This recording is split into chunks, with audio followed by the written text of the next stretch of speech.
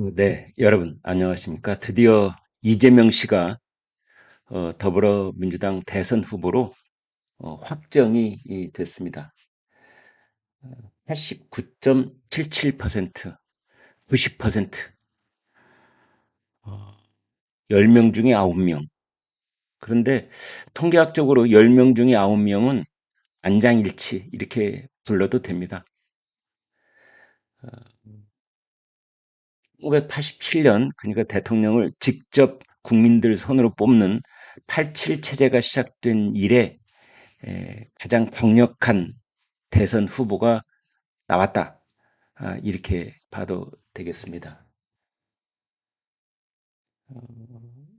그러니까 한마디로 말하면 그 김대중 전 대통령보다 더 높은 지지율을 민주당 계열로서는 최고치를 어, 지금 보인 것이다. 이렇게 볼 수 있습니다. 결선 투표 하고 말고 하고 자시고 할 것 없이 본선행을 한다. 두 번째 대선 도전입니다. 그러니까 결선 없이 본선행이 두 번째라는 뜻이죠. 이렇게 말했습니다. 압도적 정권 탈환으로 구시대 청산하겠다. 내란 세력이 끊임없이 규환을 노리고 있다. 이런 말을 했는데 또 청산이라는 말을 했는데요. 이런 말을 들을 때마다 저는 사실은 좀 소름이 돋습니다. 문재인도 적폐청산, 청산이라는 말을 썼고 또 이재명도 청산, 내란 이런 말을 계속 입에 올리고 있습니다. 선거운동 기간 동안 뭐 정치 보복은 없다라고는 했지만 내란 세력의 규환은 막아야 된다. 내란 세력의 책임은 물어야 된다. 이런 말을 하고 있잖아요. 이제 내란 세력의 책임을 묻는다는 것이 곧 전 그게 정치 보복이라고 생각을 하기 때문에 이제 그 어, 자기가 맘만 먹으면 그쪽 세력들이 맘만 먹으면 누구나 붙잡아다가 이제 감옥에 넣으면서 그 내란에 연관돼 있다. 뭐 이런 혐의를 만들어낼 가능성이 있다고 봅니다. 물론 수락 연설에서는 이 통합이란 단어를 많이 쓰기는 했지만 지금까지 이재명은 통합으로 일극 체제를 만든 게 아닙니다. 자신에게 반기를 들었던 사람을 무자비하게 숙청하면서 일극 체제를 만든 사람입니다. 본인이 그렇게 민주당 대표를 했는데 대통령이 되면은 통합을 한다? 저는 믿을 수가 없습니다.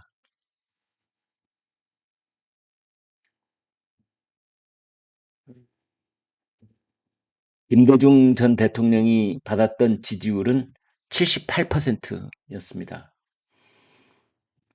지난번 지난번 대통령 선거 때 이재명은 50.29% 지지를 받아서 본선에 진출했습니다. 근데 이번에는 90%입니다. 지난번보다 40%포인트 높은 거고, 김대중 전 대통령보다 12%포인트 더 높은 그런 수치로 이번에 대선 후보가 확정이 되는 겁니다. 압도적 정권 탈환을 통해서 탈환한다. 매우 전투적인 용어죠. 정권 탈환. 내란과 퇴행의 구시대를 청산하겠다. 내란을 청산하겠다는 건데 아마 그 자신에게 반기를 들었거나 이런 세력들 또는 그 윤석열 전 대통령 쪽 사람이라고 그 누구든 정적을 몰아서 무자비하게 도륙을 할 가능성도 있다라는 생각이 듭니다.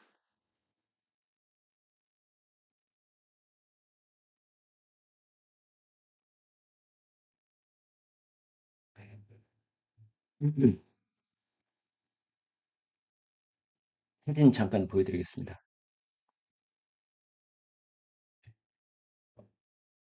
네,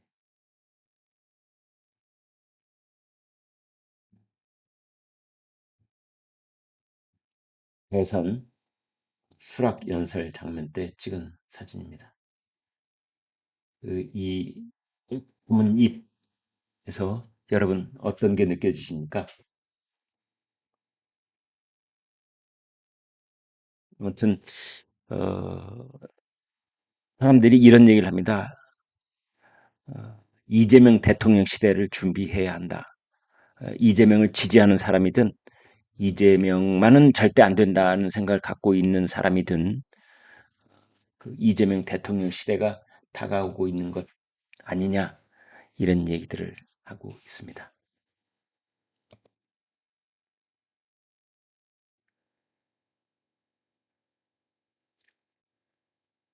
조선일보를 보니까 이재명이 직선제 개헌을 했던 87 체제 이후 가장 강력한 대선 후보다.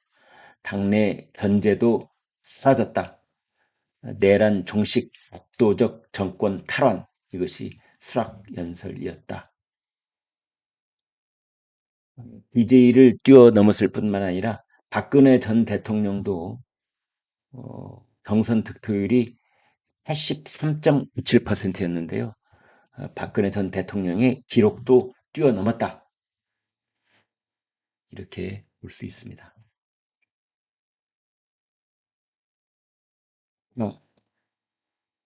이재명의 대항마는 누구냐?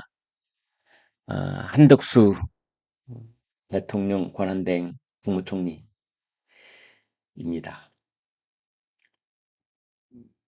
지금 원래는 30일 그러니까 내일이 수요일이죠. 오늘이 화요일인데 오늘 국무회의를 주재를 합니다. 한덕수 권한대행이 주재하는 오늘의 국무회의가 한덕수 권한대행이 주재하는 마지막 국무회의가 될 것이다. 이건 확실한 것 같고요. 그 다음에 이제 총리직을 사퇴를 해야 되거든요. 그리고 대선 출마를 선언을 해야 되는데 사퇴를 이제 오늘 하느냐 내일 하느냐 이 문제가 있습니다. 그런데 오늘 사퇴를 하더라도 오늘까지 이 가령 사퇴를 하면은 또 공무원 신분이 어떻게 되느냐 사퇴를 하고 국무회의를 주재할 수 있느냐 뭐 이런 복잡한 이 법적인 시한 문제가 또 겹칩니다. 그리고 내일 그 미국에서 온 해군 장관을 접견하는 그런 일정이 있다고 지금 알려져 있습니다. 따라서 오늘 또 내일 또 아니고 5월 1일 날 총리직 사퇴, 5월 2일 날 대선 출마 선언 뭐 이런 이야기도 나오고 있습니다. 이미 그 총리실 정무직 참모들을 중심으로 소수 정예 캠프가 구성되어 있다라고 오늘 서울신문이 보도를 했습니다. 총리실에 함께 들어갔던 그 참모진들이 합류를 한다. 이제 이렇게들 보고 있는 거지요.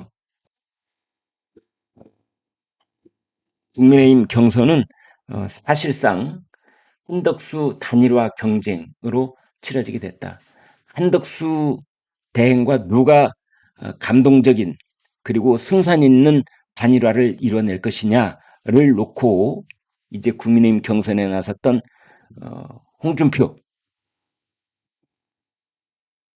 문수, 한동훈 이 세 사람이 경쟁을 하는 것이다. 오늘 그 이제 결과가 나올 걸로 보입니다. 4월 29일, 4월 28일이죠. 오늘이 그러니까 내일 4월 29일 내일 아마 결과가 나올 것으로 그렇게 보면 되겠습니다. 정부 및 정치권 관계자들에 따르면 한덕수 대행을 가까이서 수행해온 일부 총리실 참모들이 대선 캠프에 합류할 전망이다. 한덕수 대행 총리 취임 이전부터 여권에서 활동을 했다가 총리실에 몸담은 인사들로 실장급을 포함해 일부는 이미 사직을 준비하고 있다. 왜냐면 공무원 신분으로는 이제 총선 대선 캠프에서 일을 할 수 없으니까 사표를 내고 수리가 되는 그런 절차를 밟고 있다. 그래서 어, 그리고 외부에 있는 정치권 인사들 한덕수 대행의 출마 시점 그리고 그 이후에 이제 행보를 이렇게 촘촘하게 타임테이블을 짜고 있는 것으로 그렇게 보고 있습니다. 오늘은 한덕수 대행은 공개 일정이 없고요. 한미 2 플러스 2 통상협의 관련 보고를 이제 최상목 안덕근 두 사람한테 받고 이제 내일 29일 4월 29일 국무회의를 주재를 합니다. 국무회의에서 대국민 메시지를 내거나 국무위원들 간담회를 통해서 뭐 입장을 밝힐 수도 있는데 그렇게 밝히는 순간 이제 사퇴, 그다음에 대선 출마 선언 이런 것들이 이제 동시에 공개되고 가시화되는 이제 그런 시점이다 이렇게 볼 수 있습니다. 한덕수 대행이 출마하는 것은 이제 기정사실 이렇게 보면 되겠습니다. 한덕수 대행하고 소통하고 있는 일부 국무위원들 그리고 부처 안에서도 한덕수 대행의 대통령 선거 출마는 기정사실로 그렇게 굳어져 있습니다.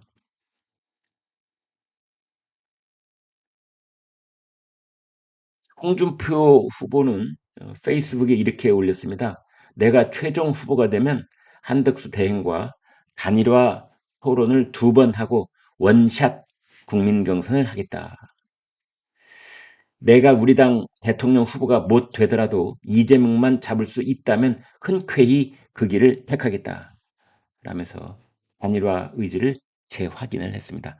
김문수 후보 같은 경우에는 일찌감치 단일화에 대해서 적극적으로 나섰던 그런 후보이고 한동훈 후보도 마찬가지 입장을 보이고 있습니다.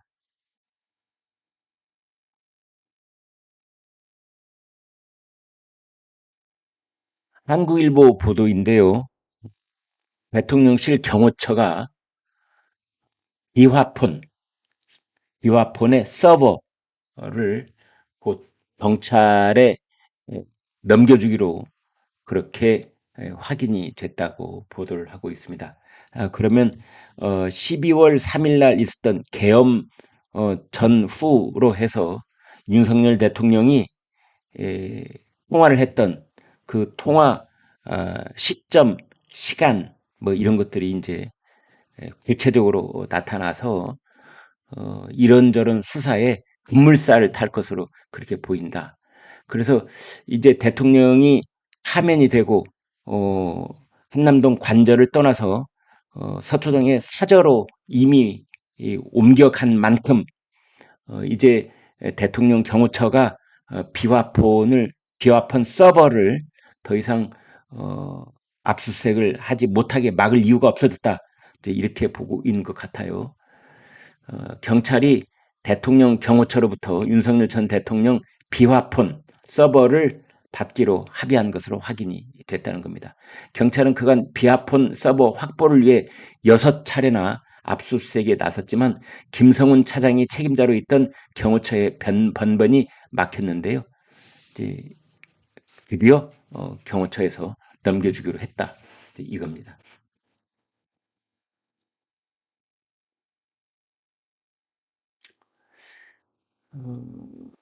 지금 또 하나는 그 이재명 공직선거법 이게 지금 대법원으로 넘어와 있는데 그 이후로 조희대 대법원장이 안 보인다. 이렇게 하는 것은 이재명 후보 입장에서는 매우 살떨리는 일이 될 수도 있는데 그것은 뭔가 조희대 대법원장이 굳은 결심하에 대통령 선거가 치러지기 이전에 대법원의 확정 판결을 내리려고 하는 것이 아니냐 이렇게 보고 있습니다. 조희대 대법원장이 최근에 공식 행사를 2차례나 불참했습니다. 그리고 지금 이제 일절 외부의 모습을 보이고 있지 않은데 이것은 오해를 피하려고 신중을 기하고 있고 대통령 선거 전에 유죄 취지로 파기환송 또는 파기자판 그런 그 가능성이 점점 높아지고 있는 것 아니냐 이런 관측까지 나오고 있습니다. 조희대 대법원장이 오늘 그 대법원에서 열리는 사법부 인공지능위원회 출범식에 참석을 취소했다라고 알려졌습니다. 이 행사는 법원 안에 AI 위원회를 발족하고 교수 등 여러 민간 전문가를 위촉하는 자리입니다. 대법원이 몇 달 전부터 공들여 준비해온 행사인데 조희대 대법원장도 참석하기로 되어 있었습니다. 그런데 대법원장 측에서 외부 인사들이 오는 행사에 참석하기 어렵다라고 밝혔다는 겁니다. 또 조희대 대법원장은 지난주 금요일 날 법무부하고 대한변호사협회가 주최한 법의 날 기념식에도 작년과 달리 참석하지 않았습니다. 조희대 대법원장이 최근 공개 행사 참석 일정을 취소하고 외부 인사들과 접촉하지 않겠다는 뜻을 밝혔다고 해요. 법조계에서는 조희대 대법원장이 재판장을 맡은 이재명 더불어민주당 후보의 공직선거법 위반 사건 전원 합의체 재판에 집중하겠다는 뜻을 보인 것이다. 이렇게 보고 있습니다. 법원 행정처에서는 관계자들이 이런 말을 하고 있습니다. 대법원장이 이재명 사건이 접수되고 나서 외부 일정은 올스톱 한다는 원칙을 세웠다. 이렇게 말하고 있습니다. 여기까지 하겠습니다. 여러분 고맙습니다.